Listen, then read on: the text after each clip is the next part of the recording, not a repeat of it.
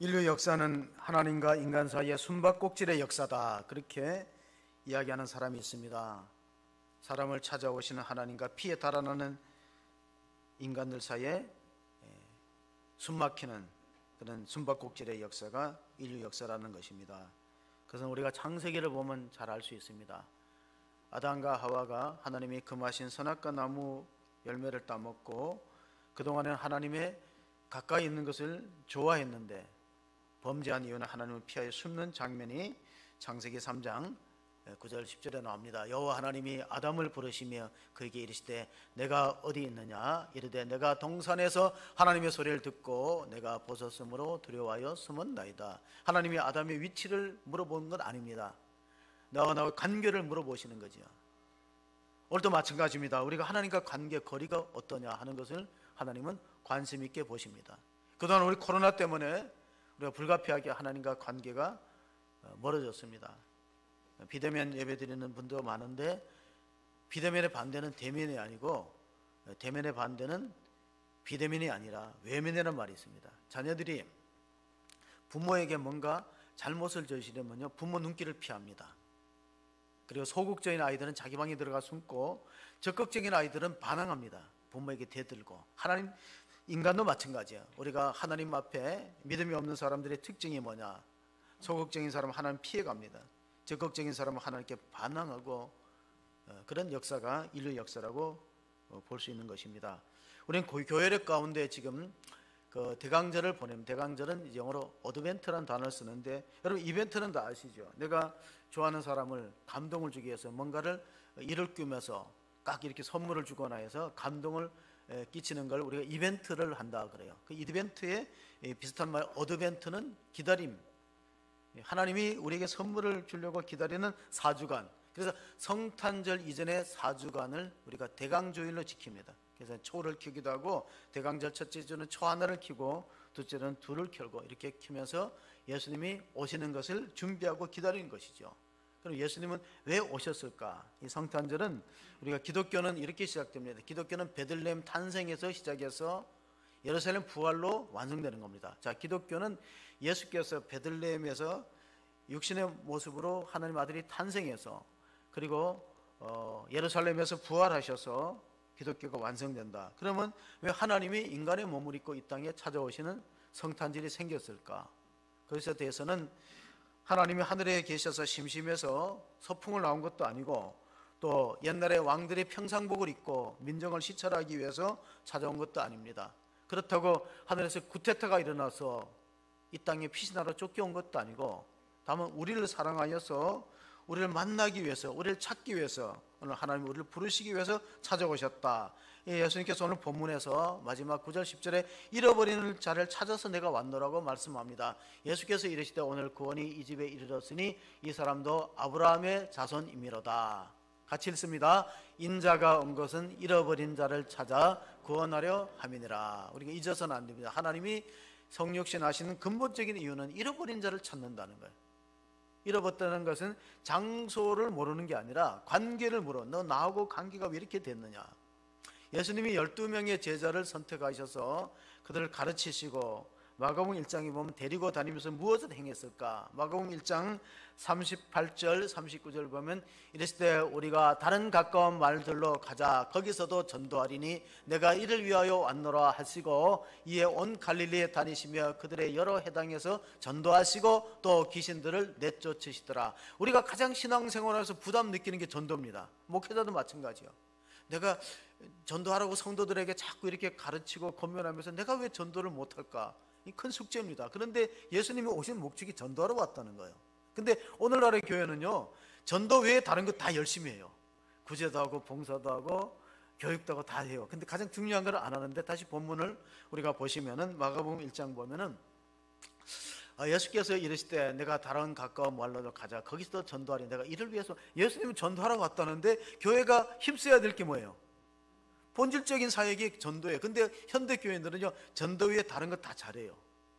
근데 가장 중요한 본질적인 사역을 놓치고 있다는 거예요. 예수님이 이를 위해서 왔다는데 우리가 예수님이 하신 일을 이어받는 것이 교회의 사명입니다. 어거스틴이나 칼빈은 교회는 성육신의 연장선상에 있다 그랬어요. 성육신의 연장선상이 뭐예요?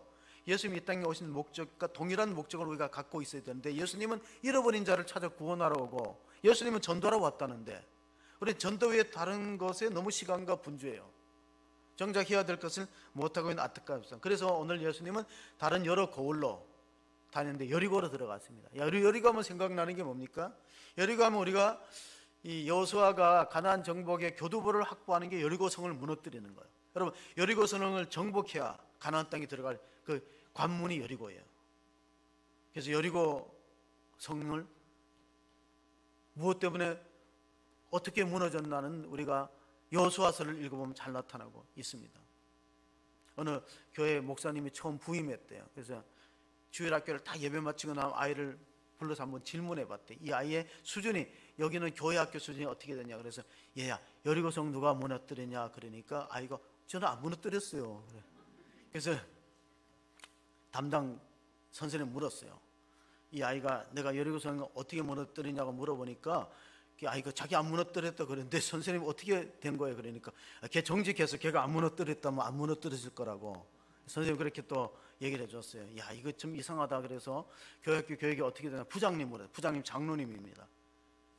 제가 이 아이를 붙들고 여리고성 누가 무너뜨리냐 물어보니까 잘 대답 못하고 선생님은 그 아이가 정직하니까 걔가 안 무너뜨릴 것이다 하고 대답하는데 어떻게 된가 하니까 이제 와서 그 따지면 뭡니까? 우리 교회에서 물어줍시다 하고 얘기를 끝냈대요. 그거 지금 누구 무너뜨리냐 따질 시간 없다. 그래서 우리가 정력 우리 여리고라는 거 뭡니까? 우리가 누가복음 10장에 보면요, 여리고는 낮은 지역이 있어요. 예루살렘 높은 지역이 있어요. 거기서 예루살렘에서 여리고로 이 낮은 곳으로 내려가다가 강도 만난 사람의 이야기 나옵니다. 예수님은 여리고에 이 삭개오 한 사람 만나기 위해서 먼 길을, 위험한 길이잖아요. 예루살렘에서 여리고로 내려가는 길은 위험. 여리고라는 지금은 보면 이제 요르단이라는 나라, 이스라엘 나라 접경에 있는 도시인데 고대 도시입니다. 그러니까 여리고성이 누가 무너뜨리나 할 만큼 지금으로부터 뭐 몇천 년 전에 생긴 고대 도시예요. 거기에 삭개오라는 사람이 있는데 그 사람이 직업이 세리장이에요. 우리로 말하면 세무서 서장쯤 되는 직업을 갖고 있는 사람이었어요. 예수님 그를 만나서 복음을 전하고 그를 구원시켰다는 사실을 통해서 오늘 이 누가복음을 썼는 사람은 사도행전을 같이 썼어요. 누가복음은 전편이고 사도행전은 후편입니다. 근데 누가복음에 가장 관심 갖는 게 뭡니까? 선교와 잃어버린 영혼입니다. 그래서 사도행전은 다른 말로 하면 선교행전이기도 하죠. 전도행전이라고 부를 수 있습니다. 그리고 누가복음에도 잃어버린 자의 비유가 많이 나오는데 누가복음 15장엔 우리가 잘 아는 탕자의 이야기 나옵니다. 누가복음 잃어버린 아들, 그 앞에는 잃어버린 동전, 잃어버린 양들, 그 잃어버린 양의 이야기가 처음 나오고 잃어버린 동전을 이야기하다 맨 마지막에는 잃어버린 아들을 이야기합니다. 그만큼 하나님의 관심은 잃어버린 자에 있다는 거예요. 누가복음 15장 끝에 보면은 맏아들이 동생이 돌아왔을 때 별로 기뻐하지 않는 내용이 있습니다. 누가복음 15장 28절 29절 보면은 그가 노하여 들어가고자 하지 아니하거늘 아버지가 나와서 권한대 아버지께 대답하여 이르되 내가 여러 해를 아버지를 섬겨 명이 어김이 없거늘 내게는 염소 새끼라도 주어 나와 내 벗으로 즐기게 하신 일이 없더니. 자, 이 맏아들은 어떤 사람이니까 하나님 보실 때 다 잃어버린 자입니다. 아버지의 입장에서는 맏아들은 효자고 둘째 아들은 방탕해서 탕자라고 생각하기 어려워요. 동네 사람들은 그렇게 봤을 거예요. 동네 사람이 봤을 때는 그 둘째 아들은 정말 아버지한테 불효한 가출한 자녀고 맏아들은 성실한 자녀라고 했는데 아버지는 알아요. 왜냐하면 이 첫째 아들도 마음속으로는 하나님 아버지를 떠나 있어요. 속으로 생각할 때 이런 생각을 했을 거예요. 아버지가 빨리 돌아가시면 저 재산이 내 건데. 그런 마음을 가지고 비교하는 거예요. 동생이 돌아왔는데 별로 기쁨이 없어요. 동생이 들어왔다면 아버지는 너무 기뻐서 버선발로 나가서 아버지를 맞이하는데 교회가 그럴 수 있습니다. 목회자는 한 사람이라도 더 전도되고 영혼을 구원받기를 원하지만은 가끔 어떤 사람들은 새신자가 들어오면 자꾸 비교하는, 나하고 어떤 내 입장에는 어떤, 내 위치는 어떤 것이 있을까, 내 위치에 어떤 제한이 있을까 생각한다면 마지와 같은 마음입니다. 계속해서 누가복음 15장 31절 32절을 보면요, 아버지가 이르되 얘야 너는 항상 나와 함께 있을 때 내 것이 다 내 것이로되 이 내 동생은 죽었다가 살아났으며 내가 잃었다가 얻었기로 우리가 즐거워하고 기뻐하는 것이 마땅하다 하니라. 아버지가 맏아들 타이릅니다. 동생이 돌아왔는데 기뻐해야지. 죽었던 동생이 살아왔으면 기쁜 마음을 가져야지. 너 왜 그렇게 속상해하고 분노하느냐 하는 것을 지적해 주고 있습니다. 아마 예수님은 이 비유를 말씀하실 때 염두에 두고 있는 것이 당시에 선민의식에 사로잡혔던 유대인들과 이방인 사이에 이런 편견이 있다는 겁니다. 유대인들은 우리는 마지와 같이 하나님 일생 섬겨서 명의 어김없고 아버지 집을 가출하지 않고 하나님 잘 섬겼는데 우리한테는 무엇이냐? 혜택이나 보상이 있어야 되지 않습니까? 저 이방인들은 할례받지 않는 민족이고 하나님도 모르고 율법도 모르는 사람이 어떻게 믿음으로 구원받느냐는 그런 반문을 제기할 수도 있습니다. 그래서 우리가 복음에 대해서 눈을 뜨지 못하면은 편견을 갖기가 쉽습니다. 편견을 갖고 우리 다른 사람을 정죄하거나 심판하기 쉽다는 겁니다. 누가복음 15장 본문에 우리 다시 한번 내용을 구체적으로 살펴보면 5절 6절을 보면은 예수께서 그곳에 이르러 쳐다보시고 이르시되 삭개오야 속히 내려오라 내가 오늘 내 집에 유하여야 하겠다 하시니 급히 내려와 즐거워하여 영접하거늘. 자, 유대 사회에서는요 한 집에 들어가서 식사 공동체가 된다는 것은 동료를 의식합니다. 그러니까 지금 바리새인과 서기관들이 예수님을 지켜보면서 상당히 의구심을 갖습니다. 아, 예수님이 전지전능하고 하나님의 아들이라면 저 뽕나무 위에, 다시 말하면 오늘 본문에는 돌무화과로 표현되는데 저 나무에 올라가 있는 저 작자가 어떤 작자인지 알 텐데 저 사람은 동족의 혈세를 착취하는 정말 우리가 외면할 수밖에 없는, 우리가 침뱉을 수밖에 없는 그런 세리장인데 저 사람은 어떻게 집에 들어가서 먹을까? 예수님은 저 사람의 신분에 대해서 잘 모르는 거 아니면은 처음 보는 사람 이름까지 압니다. 삭개오야 내려오너라. 여러분 하나님 우리 이름은 다 알고 계세요. 예, 한 사람은 아멘 하시네. 예, 감사합니다. 아멘 해주셔서. 여러분 하나님 우리 이름은 다 알고 계시는 거예요. 그 삭개오를 처음 보자마자 내려오라 오늘 너희 집에 가서 유하였다. 그러니까 삭개오는 감격하고 즐거워하는데 주변에는 의심의 눈초리를 보입니다. 왜? 아니 하나님의 아들이면 모든 상황을 알 텐데 저 작자가 어떤 작자인데. 여러분 삭개오의 직업 세리장은요 그 당시로 보면 우리가 이렇게 생각하면 됩니다. 옛날에 우리가 일본의 식민지 지배를 받을 때 친일파의 앞장이바가 돼갖고 나라를 팔아먹는 그런 사람이에요. 동족들이 얼마나 미워하겠습니까? 세리가 지나가면요 침 뱉었어요. 재수 없다고. 그러니까 삭개오도 자기가 알아요. 물론 키가 작아서 뽕나무에 올라갔을 수도 있지만 사람 만나기가 좀 불편합니다. 사람들이 자기를 외면하고 욕하고 뒤에서 수근수근거리고 흉보는데 나가고 싶지 않아요. 그런데 예수님은 그를 인정해 줬어요. 삭개오야 내려오너라 오늘 너희 집에 가서 유하야겠다니까 삭개오는 감격했습니다. 자기의 이름을 불러주고 자기를 인정해 주는 유일한 분. 세상 사람들은 자기를 다 손가락질하고 침뱉는데 유일한 그분이 우리 집에 들어온다니 얼마나 감격했는지 이렇게 반응하고 결단합니다. 7절 8절에 삭개오의 반응을 보면은 무사람이 보고 수근거리되 저가 죄인의 집에 유하러 들어갔도다 하더라. 삭개오가 서서 주께 여짜오되 주여 보시옵소서 내 소유의 절반을 가난한 자들에게 주겠사오며 만일 누구의 것을 속여 빼앗은 일이 있으면 네 갑절이나 갚겠나이다. 이건 놀라운 결단입니다. 이건 위대한 반전이라고 볼 수 있습니다. 왜냐하면 삭개오가 주님으로부터 특별한 사랑을 경험했는데 그건 자기 이름을 불러주고 자기를 인정해 줬다는 거예요. 내가 너하고 같은 레벨에서 같은 위치에 같이 식사를 하겠다 그러니까 동네 사람들 수근거립니다. 그동안의 삭개오의 가치관은 돈이었습니다. 삭개오에게 중요한 인생의 목표가 있다면 뭐니 해도 머니가 최고다 이런 사람이었어요. 나는 욕먹어도 좋다, 이웃 사람이 비난해 줬다, 돈이 최고지, 돈이 있어야지. 그런 사람이 이렇게 놀라운 결단을 한 것은 뭡니까? 주님을 만나서 변화가 일어난 거예요. 진정으로 예수님 만난 사람은 가치관이 바뀌어야 됩니다. 이전에 줬던 거 이제는 값없다. 이 찬송할 수 있는 사람이 정말로 구원받고 주님 만난 사람인 줄 믿으시기 바랍니다. 이전에 줬던 거 이제는 값없다. 이렇게 가치관이 바뀌어야 돼요. 삶의 목표가 바뀌는 것입니다. 이러므로 말미암아서 삭개오는 하나님으로부터 이런 선언을 받았어요. 예수님께서 너도 오늘 너희 집이 구원이 임하였도다. 아까 우리 읽었던 9절 말씀, 오늘 이 사람도 아브라함의 자손이고 잃어버린 자다. 오늘 너희 집에 구원이 임하였다고 구원을 선언받았던 것입니다. 삭개오의 인생은 바뀌었습니다. 삭개오라는 이름의 뜻은 청결하다는 뜻인데 그 청결하게 살지 못했어요. 깨끗하게 살지 못했어요.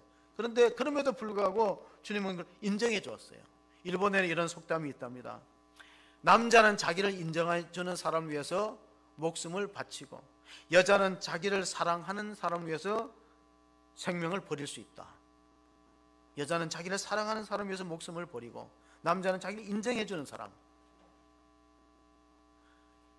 지금 세계 인구가 80억이 되었다고 합니다. 저는 깜짝 놀랐어요. 얼마 전까지만 세계 인구가 70몇 억인데 80억이래요. 네. 80억 가운데 절반에 가까운 사람은 배고픈 채 잠이 든대요. 그러니까 배를 다 못 채우고 잠드는 사람이 상당히 많대요. 수십억이 된다는 거. 아프리카나 기하선상에 헤매는 사람. 그런데 그보다 더 많은 숫자가 인정에 목말라, 인정과 칭찬에 목말라고 잠들어 있다는 거예요. 여러분 자녀들을 칭찬해 주시기를 바랍니다. 인정해 주시기를 바랍니다. 가족 간의 인정이 필요합니다. 인정이 목말라는 사람이 너무나 많이 있고 인정을 받지 못한 채 그렇게 잠들어 있는 사람. 오늘 이스라엘 민족이 이집트에서 노예로 신음하고 종살이 할 때 하나님께서는 모세를 부르십니다. 하나님은 우리 이름을 다 알고 부르십니다. 출애굽기 3장 4절 5절 보시면 모세가 어떻게 부름 받습니까? 여호와께서 그를 보려고 돌이켜 보신지라 하나님이 떨기나무 가운데서 그를 불러 이르시되 모세야 모세야 하시매 그가 이르되 내가 여기 있나이다. 하나님이 이르시되 이리로 가까이 오지 말라. 내가 선 것은 거룩한 땅이니 내 발에서 신을 벗으라. 하나님이 모세를 심부름시키기 위해서 사명을 주시기 위해서 이름부터 부릅니다. 그러므로 우리는 먼저 주님의 일하기 전에 부름을 받아야 돼요. 주의 이름으로부터 부름을 받고 비로소 우리가 하나님의 일꾼으로 쓰임을 받게 되는 것이죠. 우리나라 사람들이 애송하는 김춘수의 시 가운데 꽃이라는 시가 있어요. 여러분 잘 알고 들어보셨을 거예요. 내가 그의 이름을 불러주기 전에는 그는 다만 하나의 몸짓에 지나지 않았다.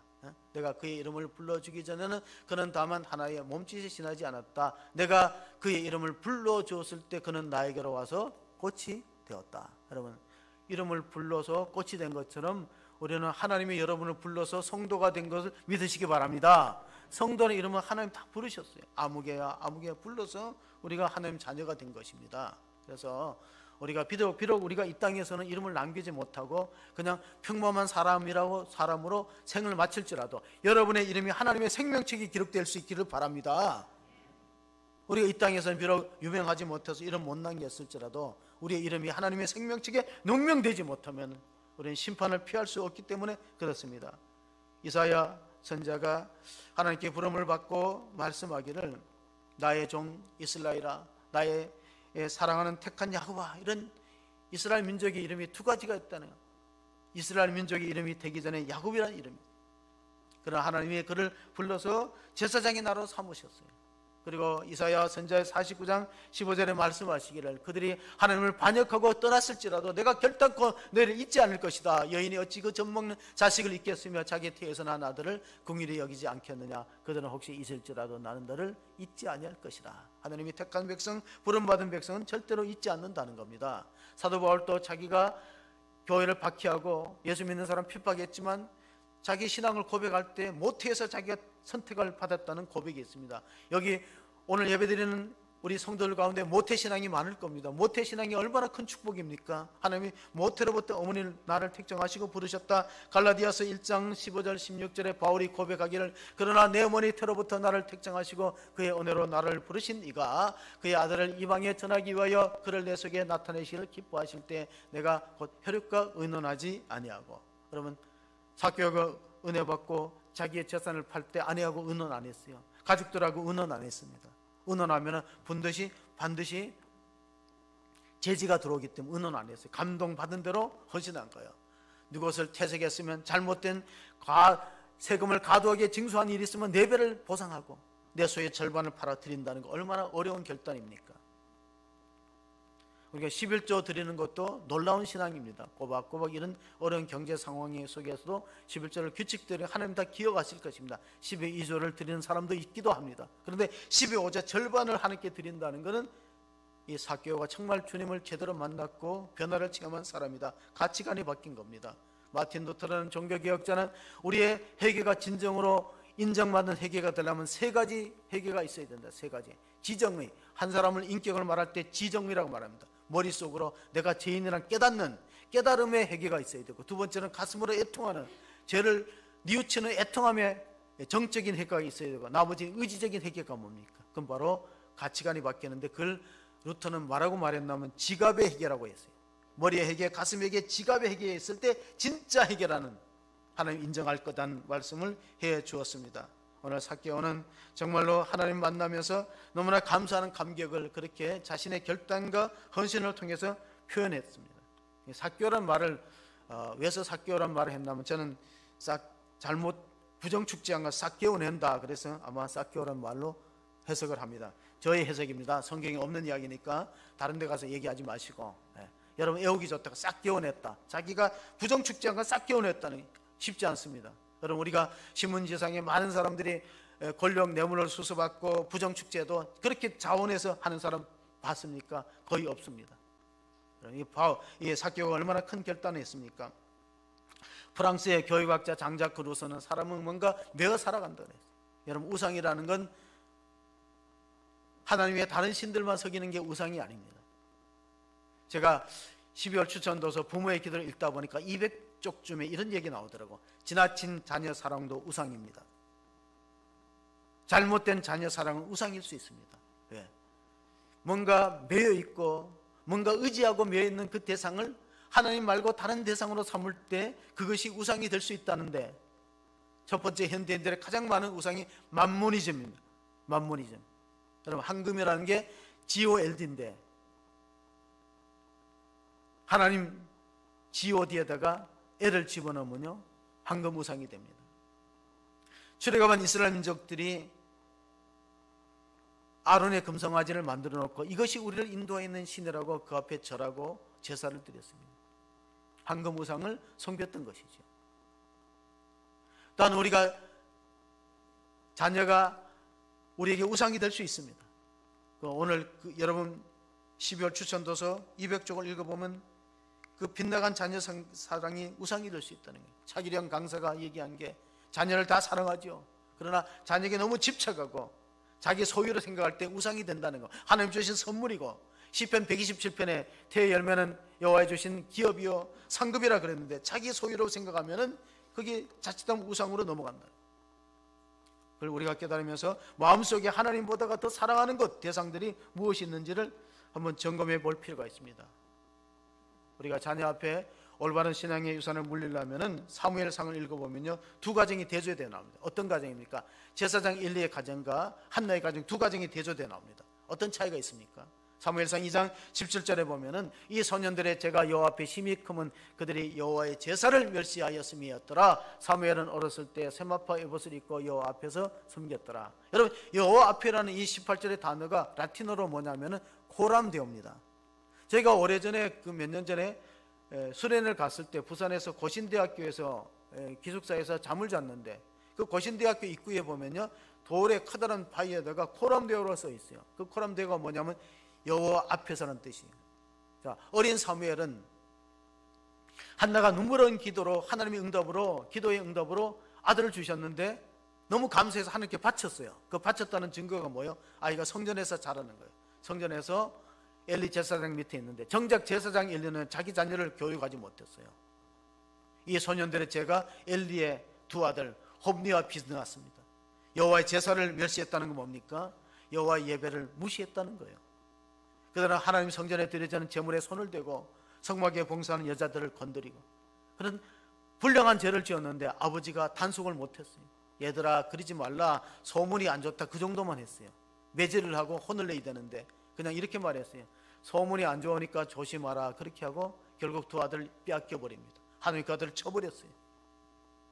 빗나간 자녀 사랑, 그것이 얼마나 심각한 위기를 가져온가 하는 걸 알 수 있습니다. 우리나라는 개신교의 역사는 1885년도에 시작되었어요. 아펜셀러 온도우드. 그런데 그 100년보다가 그 100년 앞에 우리가 잘 아는 1784년도에 우리나라 최초의 영세자가 생깁니다. 우리는 세례지만 천주교는 영세야. 그래 1784년도에 영세 받은 사람이 이승훈이라는 사람입니다. 이분은 누가 결혼했냐면 다산 정약용 누이랑 결혼했습니다. 이 천안 외부간이죠. 천안 외부간.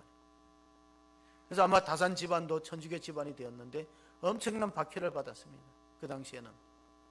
결국 이승훈이라는 사람도 세례받고 영세를 받고 신앙생활하다가 핍박이 너무 심하니까 배교했다가 나중에 신유박해 때 결국 형장의 이슬로 순교자가 됩니다.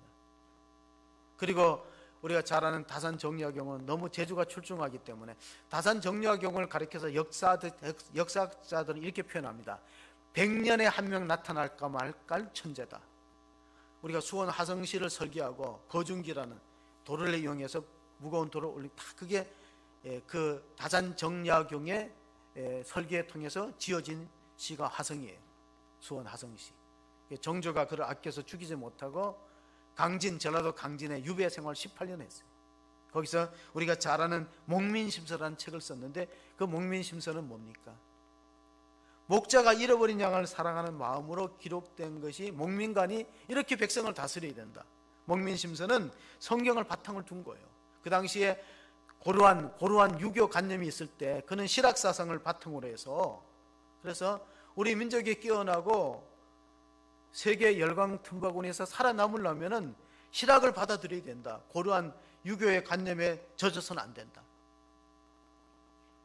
그래서 그걸 우리가 조정에서 받아들였습니까? 안 받아들이죠. 사색당패에 휩싸여 있는데 노론 소론 따지면서 노론 사람들이 정권을 잡으면서 천주교는 서학장이니까 다 죽여야 된다. 엄청난 핍박 칼바람이 불어서 많은 사람이 세남태에 희생되었습니다. 그 중에 한 분이 김대건 신부입니다. 작년에 김대건 신부가 태어난 지 200주년이에요. 그래서 그때 만들어진 영화가 이제 상영되는 것 같아요. 탄생이라는 영화로. 그때. 그러니까 원래는 작년에 아마 상영하려고 계획했겠죠. 늦어졌겠지. 왜냐하면 작년 2021년도가 김대건 신부 태어난 지 딱 200년이기 때문에. 바티칸에서 영화가 먼저 시사회가 있었습니다.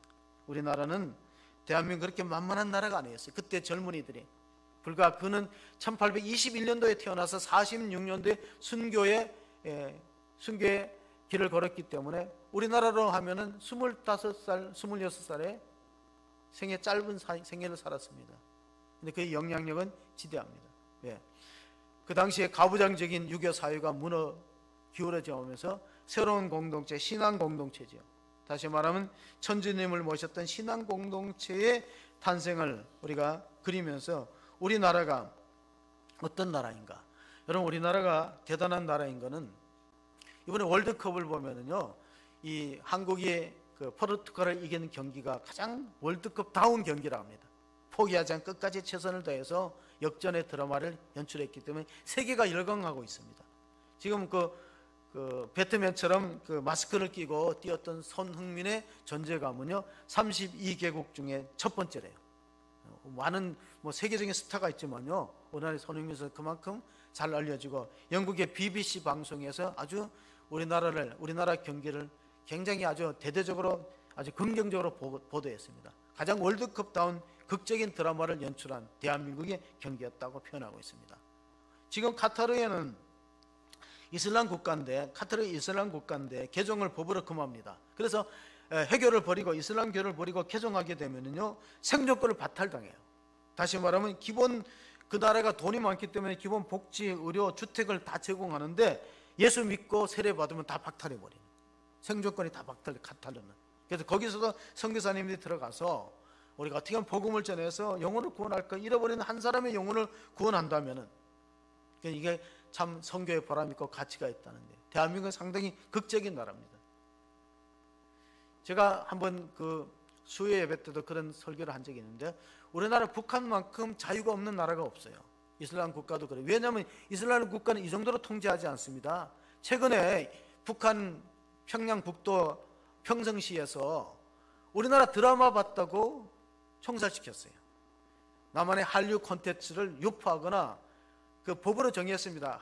우리나라의 한류 드라마나 노래나 영상 콘텐츠를 유포하는 사람은 사형에 처한다. 그리고 한국의 드라마나 연속극 보면 15년 징역을 처한다. 세계 이런 나라는 없어요. 카타르가 이슬람 국가고 여성의 인권이 없지만요, 지금 북한만큼 통제된 사회가 어디 있습니까? 남한만큼 자유로운 나라가 어디 있어요? 너무 대조적입니다. 우리는 자유가 너무 남용되고 북한은 너무 자유가 없어요.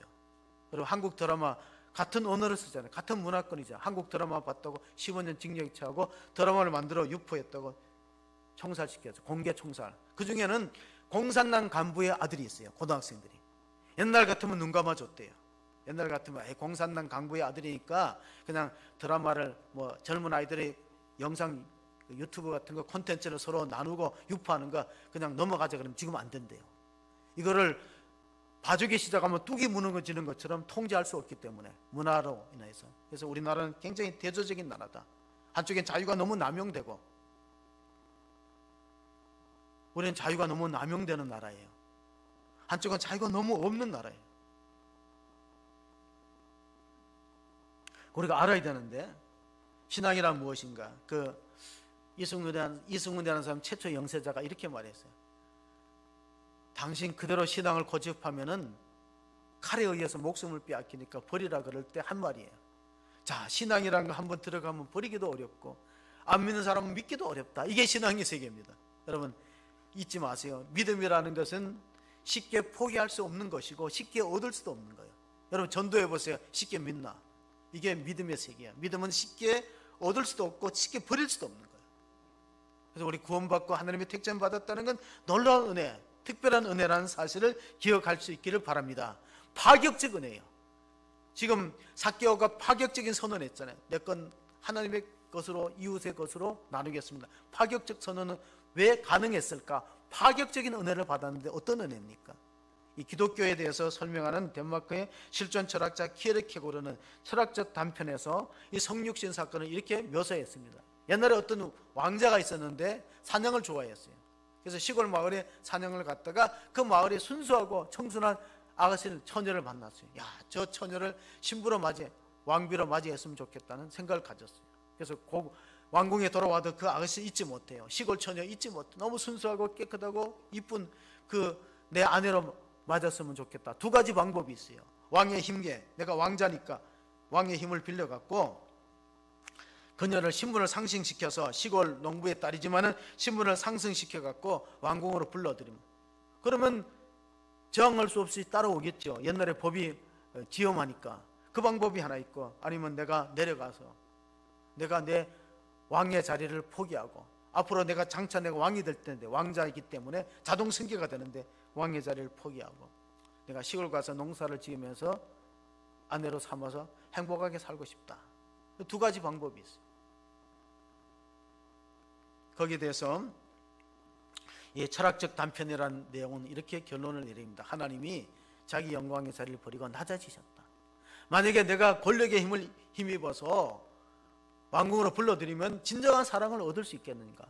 힘에 의해서 말없이 굴종해서 들어오는 그 아내의 그 진정한 사랑을 얻기보다가 차라리 내가 포기하고 내려가자. 그래서 하나님이 낮아지셔서 인간의 몸을 입고 오셨다는 성육신의 신비를 그렇게 설명했습니다. 빌립보서 2장 6절 8절 우리가 잘 아는 본문입니다. 그는 근본 하나님의 본체시나 하나님과 동등됨을 취할 것으로 여기지 아니하시고 오히려 자기를 비워 종의 형체를 가지사 사람들과 같이 되셨고 사람의 모양으로 나타나사 자기를 낮추시고 죽기까지 복종하셨으니 곧 십자가에 죽으십니다. 그리스도의 비하 사건이라고 신학자들은 이야기합니다. 하나님 왜 인간이 되어 낮은 자가 되셔서 우리를 찾아오셨을까? 만약에 하나님이 하늘나라에서 학생기를 가지고 여러분 하나님 잘 믿고 예수 믿으세요, 안 그러면 심판받습니다 이러면 사람들이 겁이 나서 믿을 건데 하나님 그런 방법을 취하지 않습니다. 하나님의 힘과 위력에 의해서 우리를 압제해서 예수 믿도록 하지 않아요. 진정한 사랑이라는 것은 내가 낮아지고 섬기면서 그 사랑을 획득하는 것이죠. 그래서 남아 연방의 신학자 가운데 앤더슨 리거레는 아가페와 에로스라는 책을 썼어요. 시골의 청순한 처녀를 아내로 맞이하는 방법은 두 가지. 올라오라고 왕궁으로 들이는 방법하고 내가 내려놓고 가는 방법이 있어요. 종교는 딱 두 가지라는 겁니다. 에로스 형태의 종교는요, 인간 편에서 하나님을 추구해서 올라가요. 내가 선행을 하거나 도덕적으로 윤리적으로 뭔가 공로를 쌓아서 인간 편에서 천국으로 가는 과정을 에로스 형태라고 불러요. 근데 아가페는 반대, 하나님이 내려오는 거예요. 내려오셔서 인간의 몸을 입고 내려오셔서 낮아지시고 이런 자를 찾는 거. 두 가지 구조가 있다. 근데 세상의 모든 종교는 율법적입니다. 네가 선행을 하고 착한 공로가 있어야 천국 간다. 세상의 모든 종교는 에로스 형태를 띠고 있어요. 유일하게 아가페 형태는 기독교밖에 없다는 거예요. 하나님이 낮에서 인간의 몸을 입고 오셔서 우리의 생명을 구하신다. 그래서 이것에 대해서 우리가 어떻게 반응할 것이냐를 잘 생각해 보셔야 됩니다. 누가복음에 보면은요, 예수님이 세리와 죄인들의 친구고 먹기를 탐하고 포도주를 즐긴다는 당시의 여론이죠. 여러분 여론은 다 맞는 게 아니에요. 왜냐하면 우리가 여론을 잘 분별하는 인식이 필요한 거지. 이게 참인가 거짓인가. 뉴스가 다 진짜는 아니라는 거예요. 나중에 보면 가짜 뉴스가 많잖아요. 그래서 그 당시에도 예수님에 대해서 평가가 뭐냐면 먹기를 탐하고 포도주를 즐기고 죄인과 세리의 친구다 하고 비난받았어요. 그럴 때 예수님이 그들을 향해서 하신 말씀이 있어요. 누가복음 5장 31절 32절 보시면 예수께서 대답하여 이르시되 건강한 자에게는 의사가 쓸데없고 병든 자에게야 쓸데가 있나니 내가 의인을 부르러 온 것이 아니요 죄인을 불러 회개시키러 왔노라. 여러분 의인입니까? 죄인입니까? 예. 세상에는 두 종류가 있다고 그랬어요. 자기가 죄인이라고 생각하는 의인과 자기가 의인이라고 생각하는 죄인 두 종류가 있다네. 여러분 어디에 속합니까? 우리는 주님이 건강한 자에게는 의사가 필요 없다고 그랬어요. 여러분 건강하면 의사가 할 일이 없는 거예요.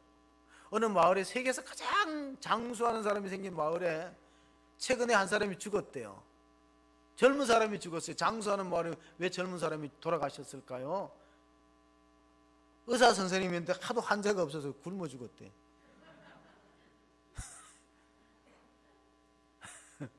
그랬으면 좋겠죠. 예. 우리도 병이 들고 아프니까 병원에 가지요. 건강한 사람은 안 가요. 교회 왜 옵니까? 어떤 사람 전도하면 난 죄가 많아서.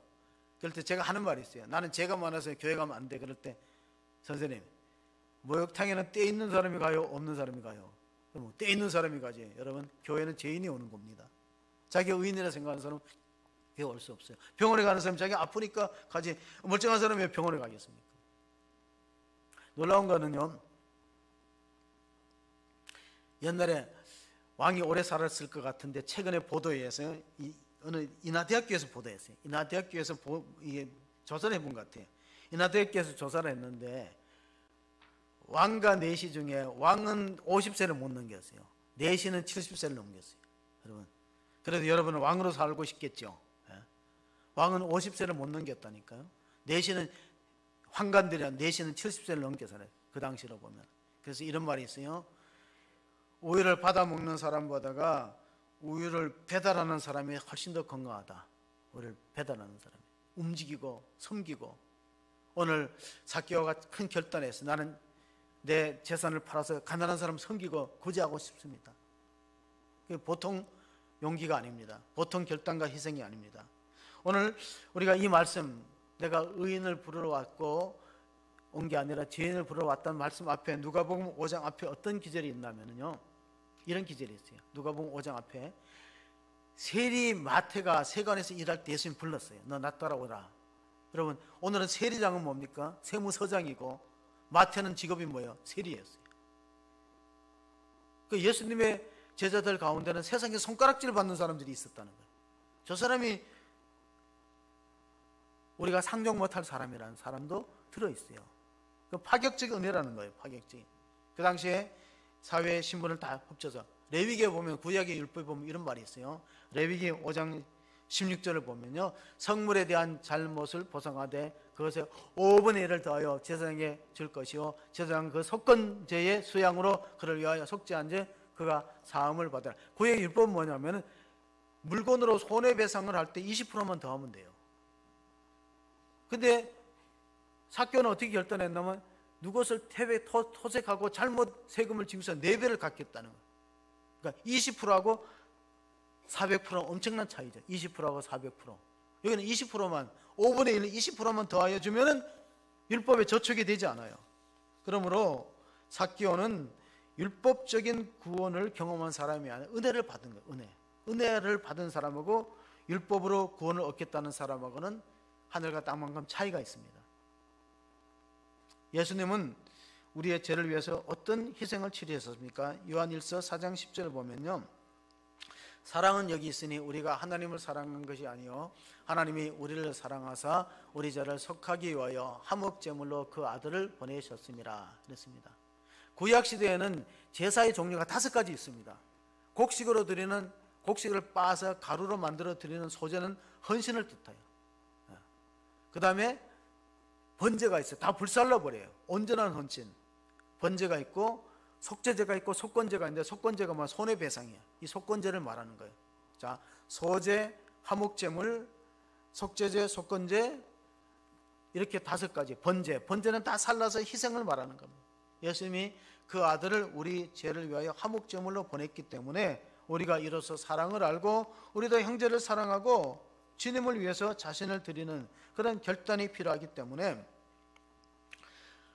하나님의 사랑을 받고 은혜를 받은 사람은요, 자신을 드리고 생명을 드리고 소유를 드리는 일을 감당할 수 있어요. 우리가 생각할 때 어떻게 그런 삭개오가 변화를 받을 수 있는가?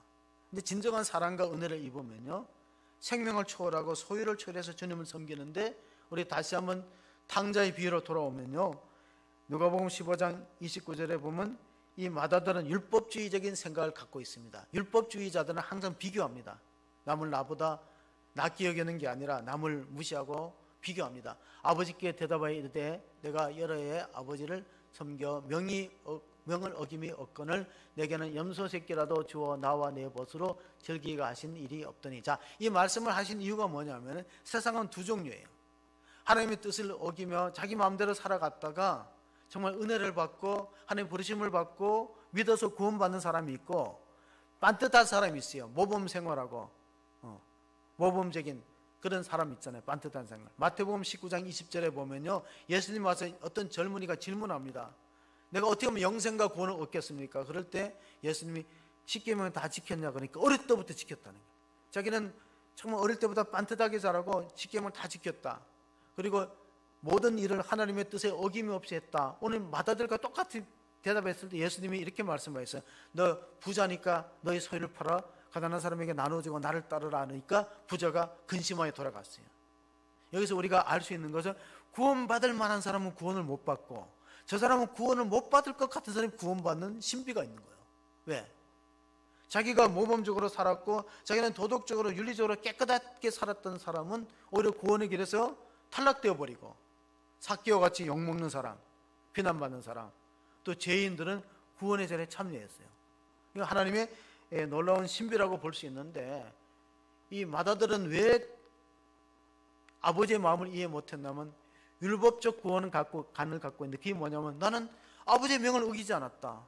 나는 모세 시대로부터 우리 민족은 하나님 잘 섬겼다는 유대인들의 선민의식이 이게 망조의 원인인 거예요. 망조의 원인. 나를 잃어버린 원인이 된 거예요. 교만해서 다른 민족을 얕보았습니다. 빌립보서 3장 5절 6절에 보면 바울도 그런 생각을 가졌어요. 한때 나는 8일 만에 할례를 받고 이스라엘 족속이요 베냐민 지파요 히브리인 중에 히브리인이요 율법으로는 바리새인이요 열심으로는 교회를 박해하고 율법에 의로는 흠이 없는 자라. 자, 바울이 예수 믿기 전에 나는 율법에 의로는 흠이 없는 자라고 고백했던 것과 똑같이 마다들은 아버지의 명을 어기지 않았다. 아버지 집을 떠나지 않았다. 근데 형식적으로만 붙어있지 마음은 떠났어요. 하나님 믿는다는 형식은 있는데 내용적으로 보면 하나님 떠났어요. 자기가 인생의 주인 돼서 자기 마음대로 살아가고 하나님은 자기 이용물이에요. 어거스틴은 고백록에 이렇게 표현했어요. 하나님을 즐거워하고 세상을 사용하는 사람이 있는가 하면 세상을 즐거워하면서 하나님을 이용하는 사람이 있다. 마다들은 그런 사람이에요. 아버지 집을 안 떠났다고 했지만은 그건 생각뿐이지 마음은 떠나고 속으로는 빨리 아버지가 돌아가시면은 저 재산이 내 거가 됐던 그런 생각을 했을 것을 아버지는 알아요. 동네 사람은 모르죠. 우리가 바울과 실라가 빌립보 감옥에 갇혔을 때 간수의 가족을 구원하면서 마지막 한 말이 뭐냐면 주 예수를 믿으십시오. 그러면 너와 내 집이 구원을 받을 것이다. 그래서 우리가 잃어버린 양 가운데 가족들을 한번 생각해 보실 때가 되었어요. 연말이잖아요. 우리 기독교는 열방을 품고 선교하다가 안방을 놓쳐버렸어요. 안방에는 우리 남편과 자녀와 우리 아내와 가족이 있는데 열방을 선교한다고 애쓰지만은 안방을 놓쳐버리는데, 유대인들은 철저하게 안방 중심이에요. 내 집을 복음하는 거예요. 내 집에 하나님의 신앙을 전수하는 거예요. 잃어버린 양이 멀리 있지 않고 가까이 있다는 것입니다. 여호수아서 24장 25절 끝에 여호수아가 결단하기를 너희가 섬길 자를 선택하라. 오직 나와 내 집은 하나님만 섬기겠다 하는 결단이 우리 가정들 가운데 있기를 주의 이름으로 축복합니다. 우리가 끝으로 읽을 시가 하나 있는데 테레사 수녀가 썼다는 겁니다. 나는 결코 대중을 구원하려고 하지 않습니다. 나는 다만 한 사람을 바라볼 뿐입니다. 난 한 번에 한 사람만을 사랑할 수 있습니다. 나는 한 번에 한 사람만 껴안을 수 있습니다. 내가 그 한 사람 하나를 붙잡지 않았더라면 난 결단코 42,000명을 붙잡지 못했을 것입니다. 당신도 마찬가지입니다. 이제 시작하는 겁니다. 여러분, 이제 시작하는 겁니다. 한 번에 한 사람씩. 우리가 생각할 때 사람을 움직일 수 있다면 기도할 때 하나님을 움직일 수 있다. 가족 구원이 쉽지 않아요. 그래서 생각할 때 사람을 움직이지만 생각을 뛰어넘어 하나님께 기도하면 하나님을 움직일 수 있습니다. 독일의 오스카 신들러는 유대인들을 살려줬어요. 자기 회사에다가 고용해갖고 범랑회사, 군수납품 회사에 유대인들만 고용했어요. 그 사람들은 학살당하고 살아남았어요. 마지막 1945년도 해방이 되었을 때 오스카 신들러에게 생명을 구했던 유대인들이 반지를 하나 만들어줘요. 기념반지. 우리를 당신의 회사에 고용해서 가스 임무실로 끌려가지 않고 우리를 살려줬으니 너무 고맙다. 해방이 됐으니까 우리가 금이빨을 뽑고 모아갖고 당신한테 기념 반지를 선물한다고 주는 장면이 있어요. 거기 보면 탈무드의 글귀가 있습니다. 탈무드 글귀 반지에다 안에다 새겨놨어요. 한 사람을 구원하는 것은 온 우주를 구원하는 것입니다. 여러분, 그 말씀을 마음에 새기는 우리 모두가 되시기를 주의 이름으로 축복합니다. 아멘. 하나님 아버지, 주님께서 이 땅에 오신 것은 잃어버린 자를 찾아 구원하라고 했습니다. 우리 교회가 본질적인 사명을 회복하고 영혼 구원에 대한 관심을 갖는 교회가 되게 축복하여 주시옵소서. 오늘 삭개오가 주님을 만났을 때 파격적인 헌신을 결단했습니다. 우리의 소유의 절반은 하나님의 것이고 내 모든 치색한 것, 토색한 것은 내 배로 갖겠다는 진정한 변화가 있었습니다. 우리가 회개에 합당한 열매를 맺는 신앙인으로서 이 12월을 맞이하도록 도와주시고 우리 주님이 내 마음 중심에 모심으로 내가 인생의 주인이 아니라 주님이 내 삶을 주관하시고 영원한 하나님의 나라 영생의 길로 이끌어간다는 사실을 확인하고 우리 가족들에게도 생명권의 복음을 담대하게 전하는 우리 모두가 되게 축복하여 주시옵소서. 우리 목장과 셀 가운데 잃어버린 영혼의 관심을 갖고 그들을 위해서 중보하며 기도하는 우리 모두가 될 수 있도록 은혜 베풀어 주시기를 원하며 우리 구주 예수 그리스도의 이름으로 기도합니다. 아멘.